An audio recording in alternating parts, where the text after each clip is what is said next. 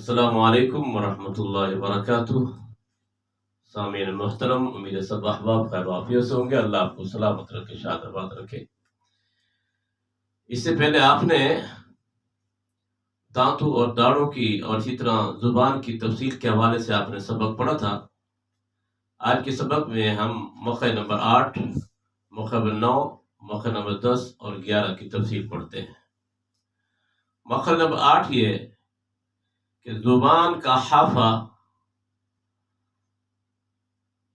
ما اضراس الیا، یعنی زبان کی کروٹ کو اوپر کی داڑھوں سے لگائیں، اوپر کی 5 داڑھوں سے زبان کی کروٹ کو لگائیں تو اس سے حرف ضاد ادا ہوتا ہے۔ زبان کی کروٹ کو دائیں طرف سے بھی لگا سکتے ہیں ادا کرنے کے اعتبار سے، اور بائیں طرف سے بھی ادا کیا جا سکتا ہے، اور ایک ہی وقت میں دونوں اطراف سے زبان کی کروٹ کو لگا کر حرف ضاد کو ادا کیا جا سکتا ہے، لیکن یہ سارا کا ادا کرنے کا جو طریقہ ہے محنت کے اوپر مبنی ہے۔ تو اس طرح زبان کی کروٹ کو اوپر کی 5 داڑھوں سے لگانے سے حرف ضاد ادا ہوتا ہے، جیسے او، از، اذ، ظ، ظ، ظ۔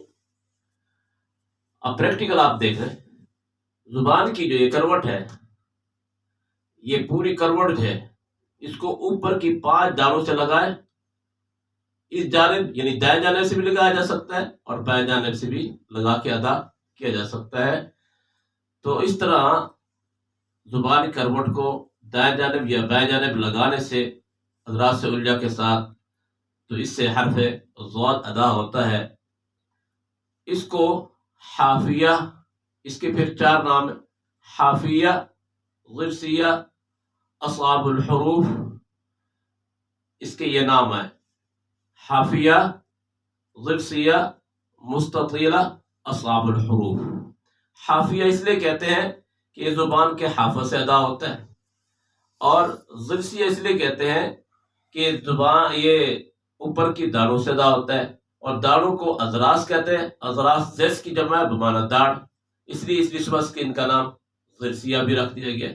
اور اس کو مستطیلہ بھی کہتے ہیں چونکہ دوسرے حرفوں کے مخارج کے اعتبار سے اس حرف کا مخرج طویل ہے، اور صفت استطالت کی وجہ سے اس کا یہ نام رکھ دیا گیا ہے۔